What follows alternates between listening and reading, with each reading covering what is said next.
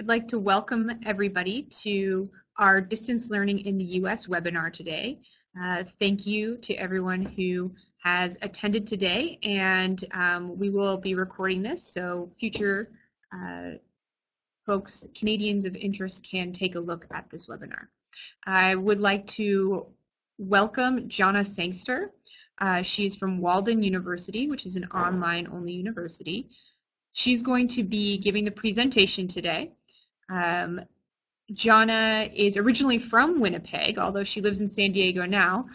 She went to the University of Winnipeg for her undergraduate, and she actually did her MBA online with Walden University. So not only does she work for Walden University, but she also has firsthand knowledge of what it's like to do one of these programs.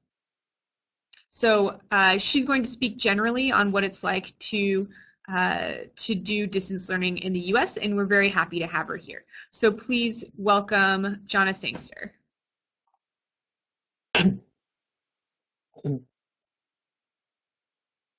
Hi there. Thank you, Jenica. It's a pleasure to be here today. As Jenica mentioned, my name is Johnna Sangster, and I am with Walden University. Yes, born and raised in Winnipeg, completed my Bachelor of Arts and Bachelor of Education at the University of Winnipeg. And I do reside in the U.S. now, working for Walden. And as Jenica mentioned, I did complete my Master of Business Administration online with Walden University, based out of Minneapolis, Minnesota, but it was a 100% online degree. So I can speak about distance education in general, but also have the personal experience of it as well. So with that in mind, that was just a little bit about me. We know that Jenica is located in Ottawa. Just wondering, with others that might be on the call, where they are located. Andrea, where are you joining us from today? If you like to just put a message in the chat. Jenica, are we all up and ready to go that people can put things in the chat bar?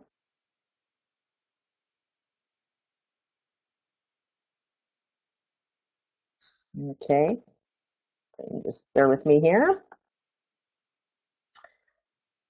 That sounds good. Okay, Vancouver, excellent. Wonderful, Vancouver.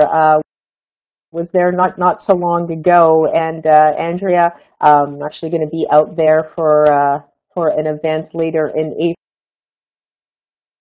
April, so perhaps you and I might be able to connect. So with that, again, if there's any questions, feel free to put them in the chat bar. I know Jenica is going to be monitoring that as well, and we can adjust things as we go. I enjoy doing these presentations to have them interactive, so if any questions come up, please go right ahead and ask that question. Jenica, were you going to be monitoring them? I think we're going to address the question some later, or let me know if there's something right now that I can answer.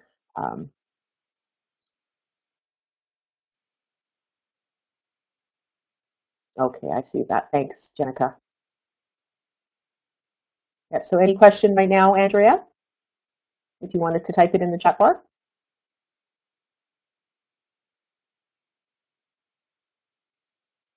No? Okay.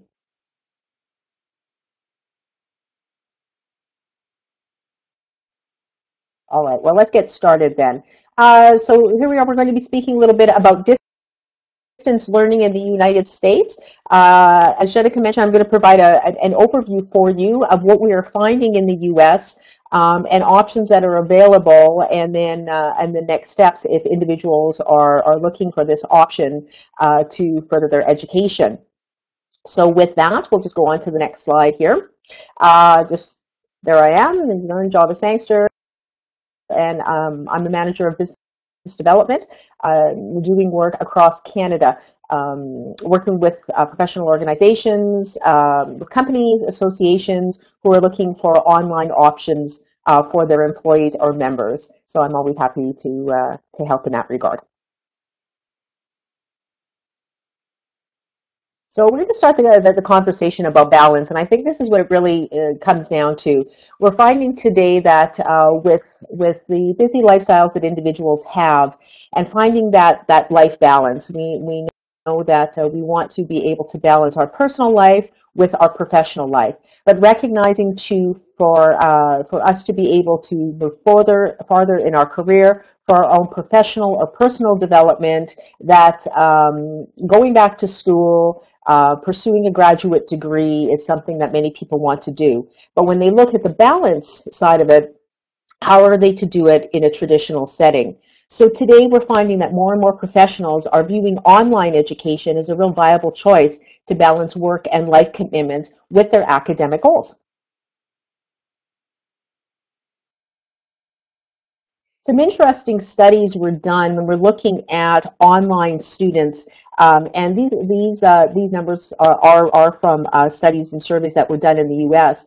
But something for really to consider, that when we look about a decade ago, and we'll find at that time there were about 1.6 million students who took at least one online course.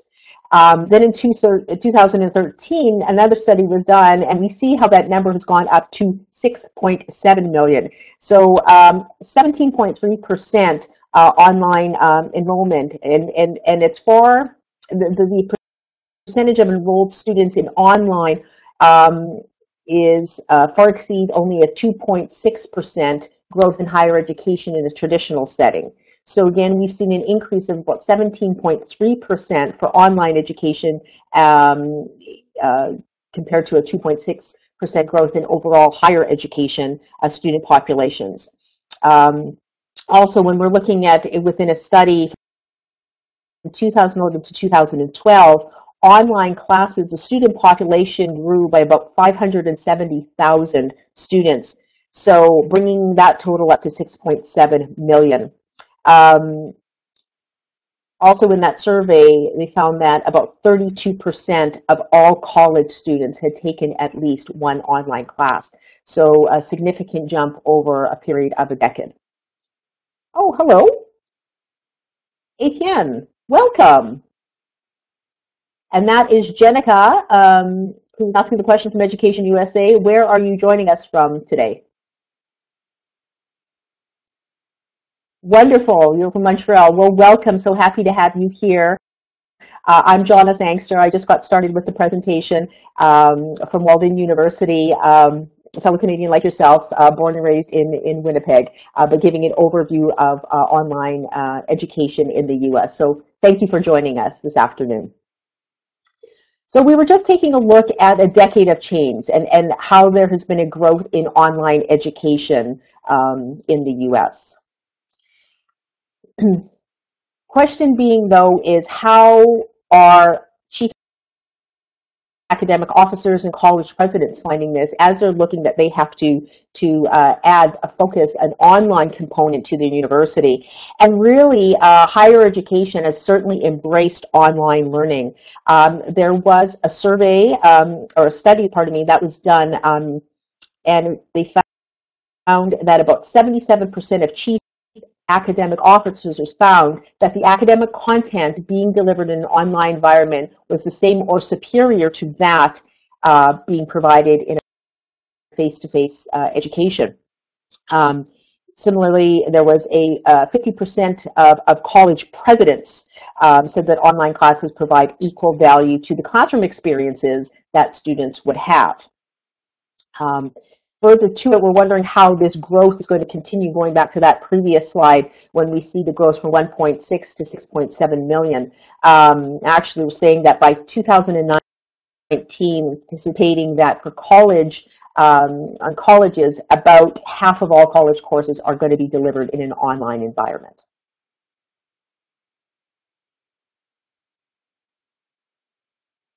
So what about the workforce?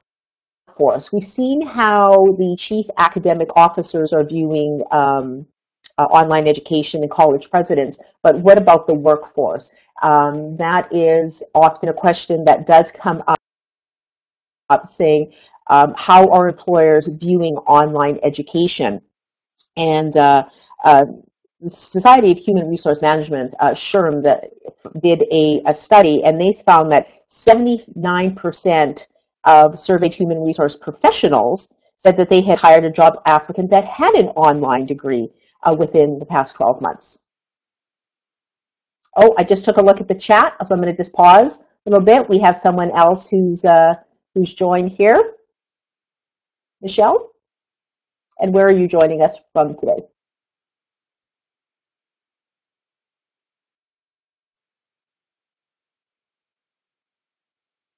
Just waiting to see.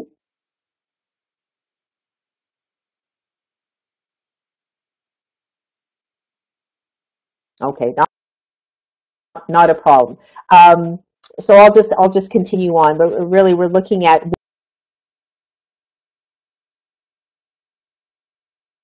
what how the workforce is viewing individuals that have completed an online degree. So the result, 79% human resource professionals saying that applicants that are coming in, applying for a position within their organization, 79% of them have found that those applicants are coming in with an online education. And a little sidebar there, and then more than 1/3 of organizations, or 34%, also reported that job candidates who have obtained their degrees online were viewed as favorably as applicants with traditional degrees.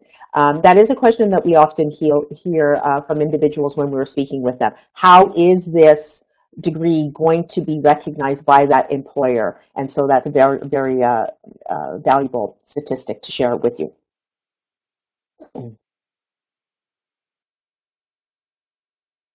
Any questions at this time? Okay.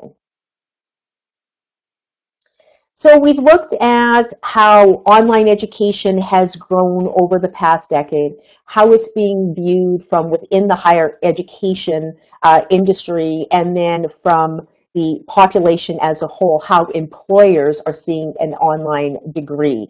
So knowing that there's an increased acceptance, it is really taking off, and actually a higher percentage of colleges are offering online programs. What I'd like to do right now is then kind of switch the focus over to individuals and to see the value of online education for the individual themselves. So just looking over here, oh, okay, very good. We have somebody else from Vancouver, so welcome. So let's talk about the value of online learning. I think one of the biggest things that attracts individuals to online education is the flexibility of it. That we'll meet people who are considering grad school and recognizing that because of personal and professional commitments, the thought of doing a traditional degree, having to do campus-based, is not always an option for them. Or if so, it goes back to that very first slide, right, where we talked about the life balance. So it does provide individuals with flexibility.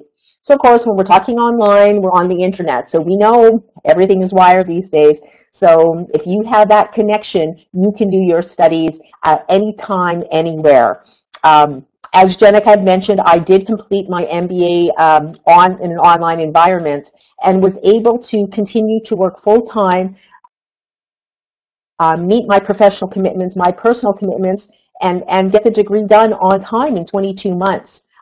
Also within that, life went on as usual. We took a family vacation, and there I was, being able to work on my master's degree. So that flexibility is wonderful. That ability to connect anywhere, anytime with that remote access.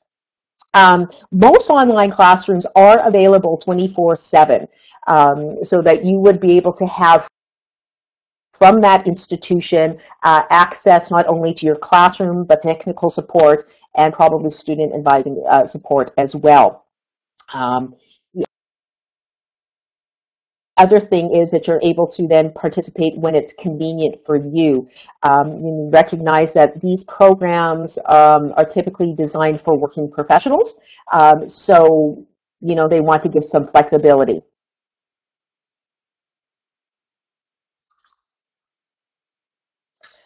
When we talk about the flexibility of the programs, Oh, there's a little bit of skipping there. Am I okay? I'll just keep on going. It seems that's fine.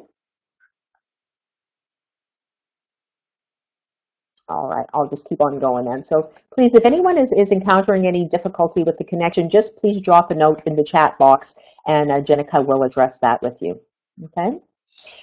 Going back to the advantages of that flexible education, so the 24/7, universities that are offering online programs may offer it in a synchronous setting or an asynchronous setting.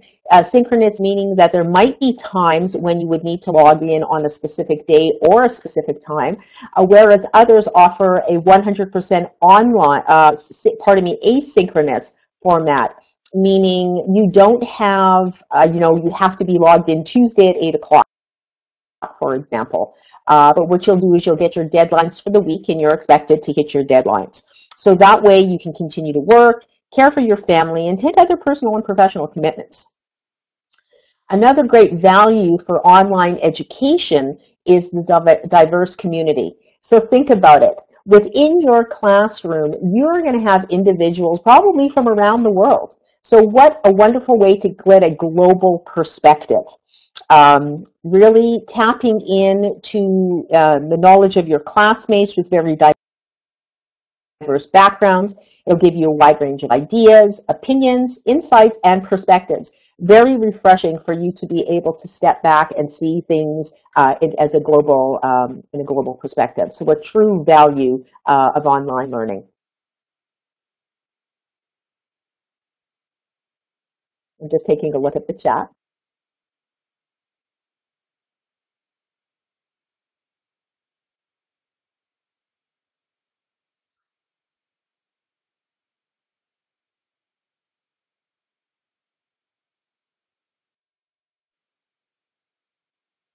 Okay.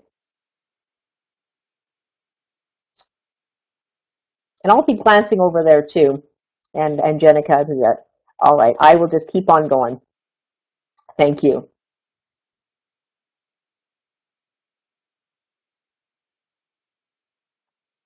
So we've taken a look at the values of online education. But what does it take actually to be a successful online learner? There could be hesitancies where people have never taken an online course and wondering how they are going to do in this environment. I must say, though, more and more we're finding that people are coming into a program and they've had some online experience, whether it be with a university or perhaps even a professional training course from their organization.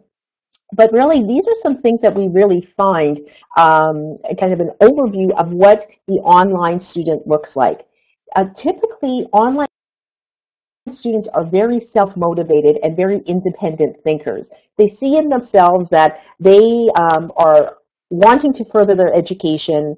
They need to do that that personal work balance, but are certainly motivated to want to go and get this degree completed. So with that, they find that online education is a way for them to go. Because let's face it, you need to be very self-motivated and independent to ensure that you're getting into the classroom and getting your work complete.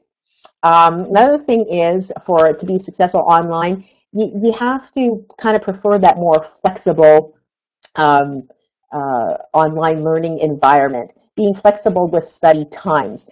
Very different when you're thinking about maybe going to class typically Monday, Wednesday, or Monday and Wednesday from 8 till 10. Really, there might be times in your workday that allows you to be able to do some classwork before work or maybe in the evening, and of course weekends. But really, to be successful, there's a preference saying, I want to be able to study on my time that works best for me. So that's why that 24/7 classroom access is a great fit and allows people to do just that. Another description of a successful online learner is enjoying their own learning environment, actually kind of having control with it, being able to connect with people within their environment, perhaps in the network of the university as a whole, depending on the institution, but really having that control of their environment and being able to study, do their work, watch the media, perhaps post on a discussion board in a place and a time that's comfortable for them. And of course, visual learners, if that's something that really works for you as a visual learner, online education could certainly be a great fit. Any questions about that or any comments from anyone?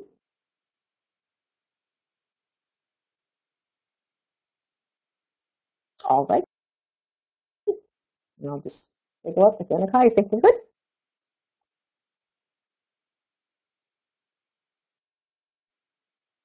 Well,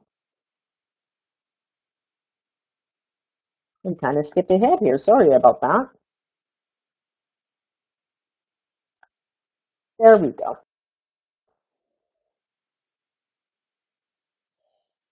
Excuse me, we're going to take a look at this slide about financial assistance, but I want to also make a few points about online learning and the next step. So if you've been watching this and thinking, yes, on an online degree might be a good fit, be able to pursue this. I like the flexibility of it. It'll meet my needs.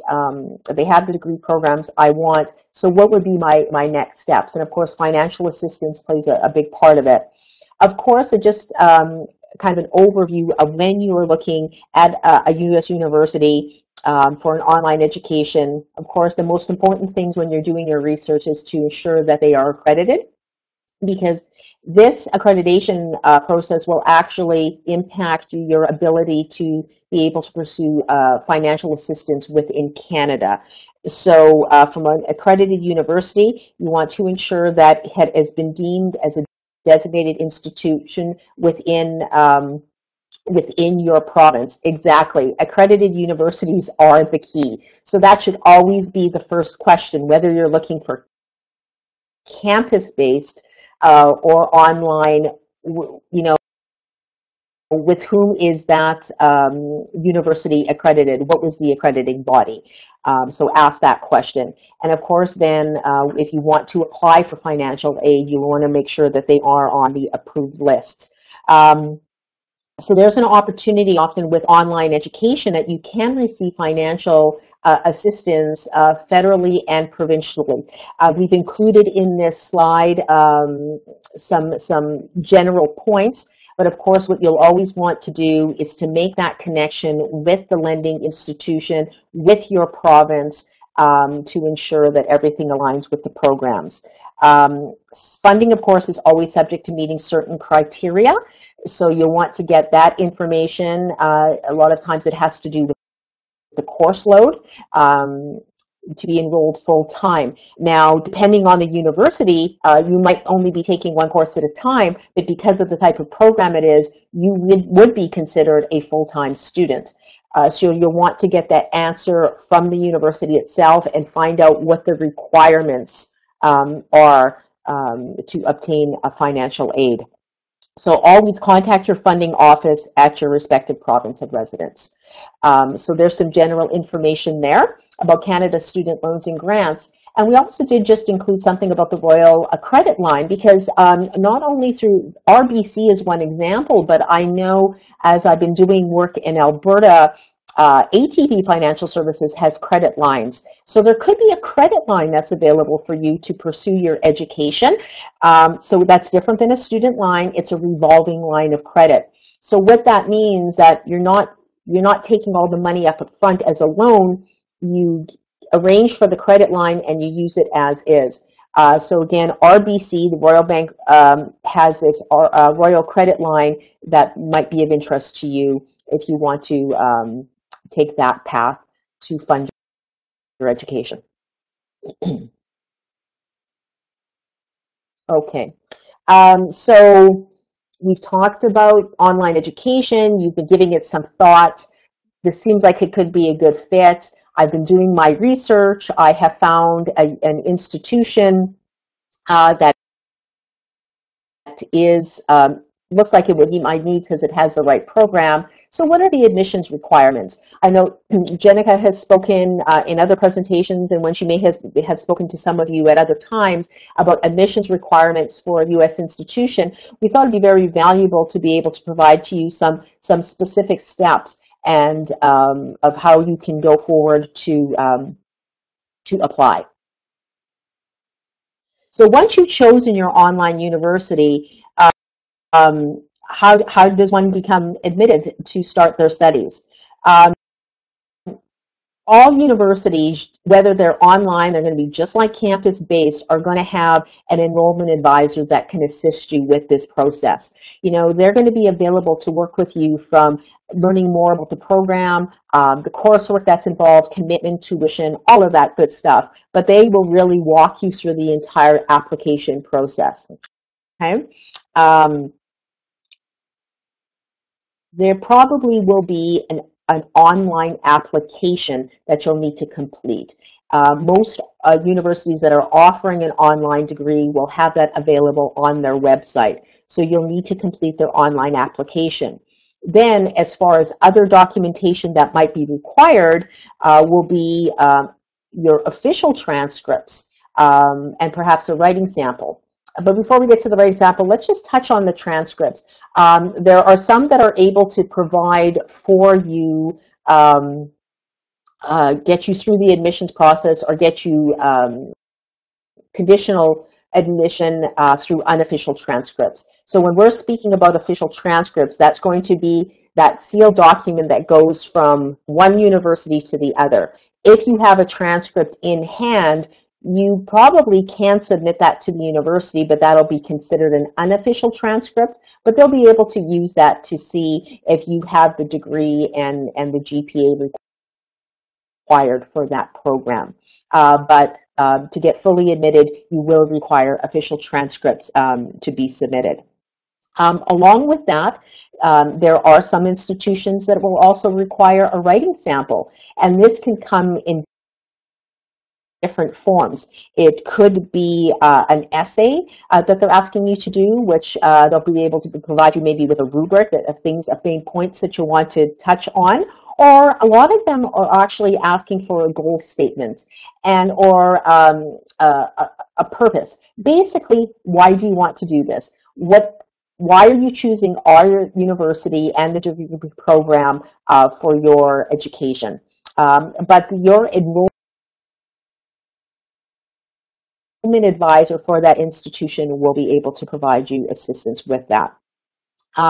Many universities also, too, if we're looking at grad school, will want to look at your CV, your resume, right? They want to see, it goes beyond the transcript, but taking a look at your whole professional and personal life as a whole to see how you'd be a fit for this program. But again, it does vary from university to university, so you will want to ensure that you get all of your ducks in a row as to what you need to submit for admission. One other thing too, always ask the question if there is an application fee, because there are some universities, just like traditional brick and mortar, that may have an application fee that you would need to send in.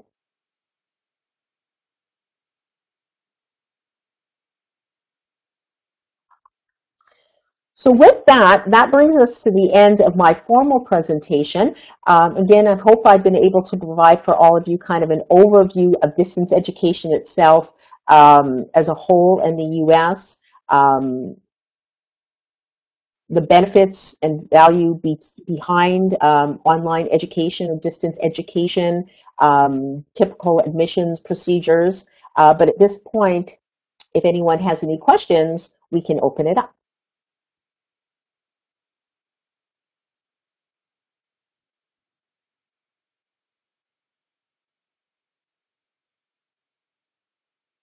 Okay, one question came up was about needing a visa to study online with the U.S., and that is a really good question.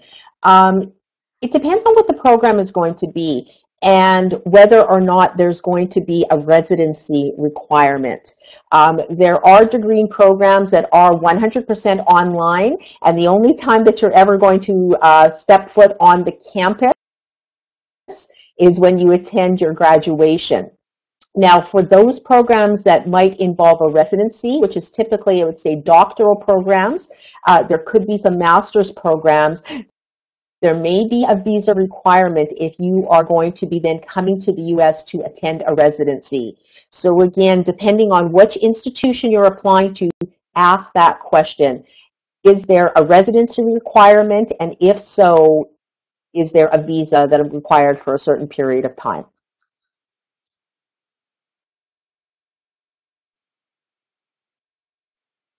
Are online professors as supportive as in-person professors?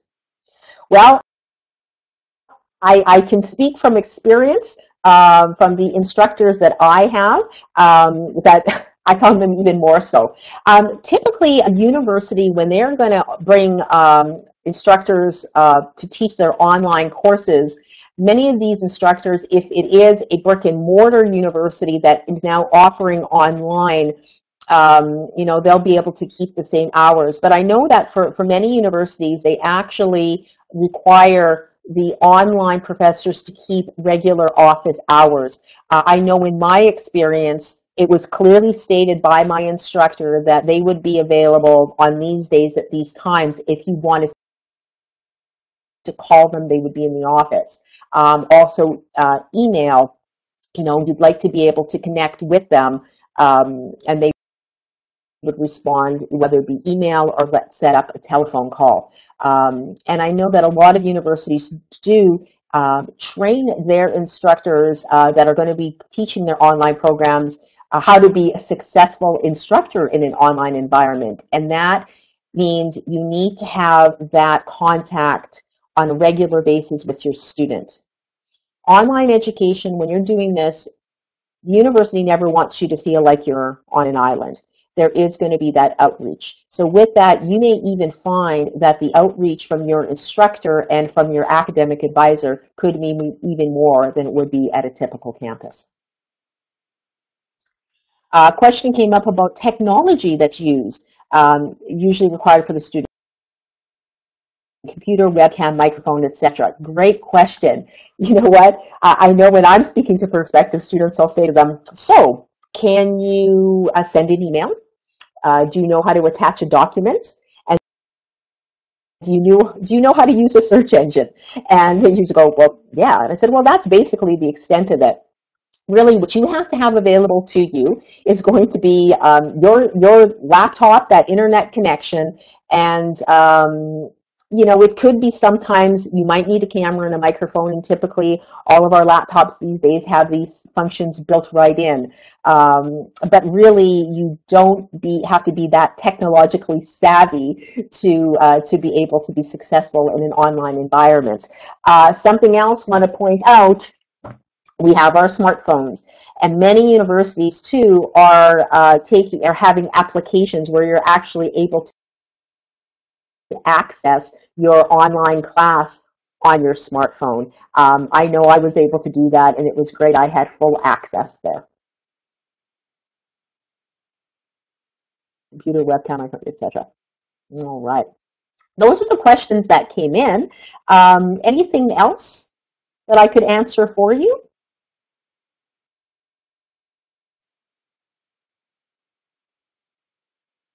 Okay.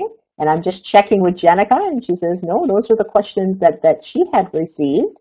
So we just want to finish off, before I turn the screen back to Jenica, again, I'd like to thank you for taking time this afternoon to be at this webinar and joining me on this online environment to learn more about distance education in the U.S. I do hope I was able to answer some questions that you may have come in with today. Please know that I am available to connect with any of you at another time, be able to chat with you about distance learning as a whole. As Jenica mentioned, I am with Walden University, which is based out of Minneapolis, Minnesota, a 100% online institution. And you're going to see, as we're going to go to the next slide, that there are actually some available tuition savings available with the work that we do with Education USA. Question, will there soon be an information session for master's program. So I think Jenica will be able to address what webinars are coming up in the future. But there is my contact information, so please feel free to connect with me. Either send me an email, connect with me on Skype, give me a call, or we can connect via LinkedIn.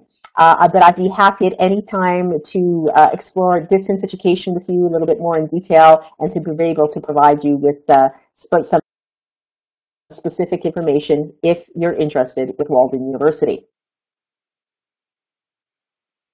So now I'm going to turn it back to Jenica and to wrap things up. All right. Thank you so much, Johnna. I'll go ahead and take you off camera. Okay.